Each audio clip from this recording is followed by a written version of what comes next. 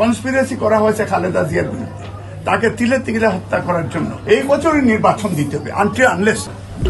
উনি তো ভালো অবস্থায় জেলে গিয়েছেন, উনি চাইলে তো লন্ডনে থাকতে পারতেন।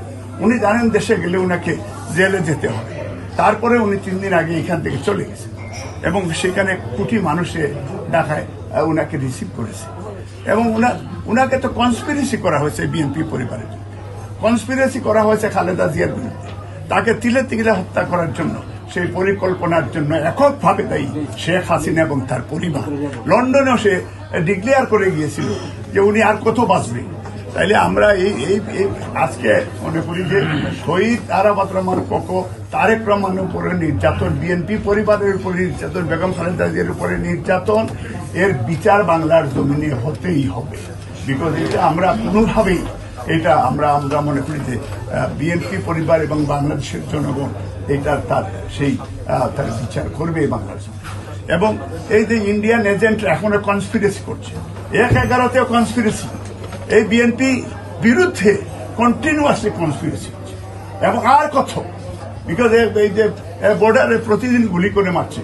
আর আমাদের কিছু সংখ্যক আমাদের ভাই ব্রাদাররা যেটা আমাদের বিএনপি সমর্থন দিয়েছে, এই ইন্টিরিয়র গভর্নমেন্টকে আমরা প্রবাস থেকে আমরা সমর্থন দিয়েছি।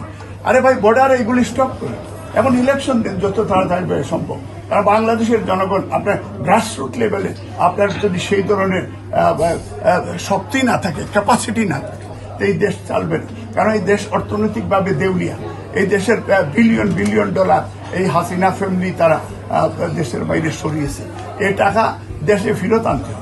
এবং এই জন্য আপনারা স্টুডেন্ট ভাইরা, আপনারা কোমলমতি ছাত্রছাত্রীরা 3000 মানুষের জীবন দিয়েছে।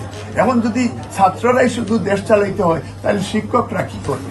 এই দেশের শিক্ষকদের কি ভূমিকা থাকবে? কারণ শিক্ষকই হচ্ছে রিয়ালিটি। এই দেশের শিক্ষার মেরুদণ্ড তারাই শিক্ষা দিয়েছে। এখন আমাদের প্রশ্নটা হচ্ছে যে আজকে রাজনৈতিক দলগুলি তারা যে এত কষ্ট করে, আমাদের বিএনপি পরিবারের 500-এরও বেশি এই গত আন্দোলনে তারা জীবন দিয়েছে।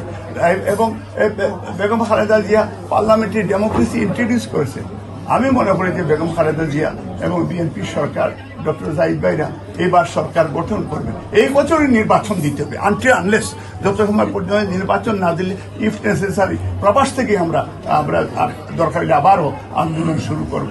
কারণ এটা আমাদের দেশে বৃহত্তর স্বার্থে। কারণ না হলে ইন্ডিয়ানরা খুব বেশি, তারা বেশি বাড়াবাড়ি করছে।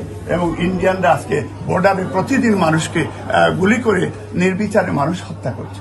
আজকের এই দিনে আমরা আবারও আমাদের প্রধান অতিথির কাছ থেকে আমরা দিক নির্দেশনা মূলক আমরা বক্তব্য শুনতে চাই। এবং আমরা মনে করি যে ডক্টর ইউনূসের প্রতি এখনো আমাদের নেতার যেহেতু সাপোর্ট দিয়েছেন, ভারপ্রাপ্ত চেয়ারম্যান সাহেব বলেছেন যে আমরা ডক্টর ইউনূসকে আমরা সাপোর্ট দিচ্ছি, সাপোর্ট দিতে চাই। এবং উনি যেহেতু বাংলাদেশে, তো সেই হিসাবে আমরা সাপোর্ট দিতে চাই। কিন্তু আমরা চাই যে এজ সুন এজ পসিবল বাংলাদেশে একটা ফ্রি ফেয়ার ইলেকশন এই বছরই দেওয়ার জন্য এই সরকারকে অনুরোধ জানিয়ে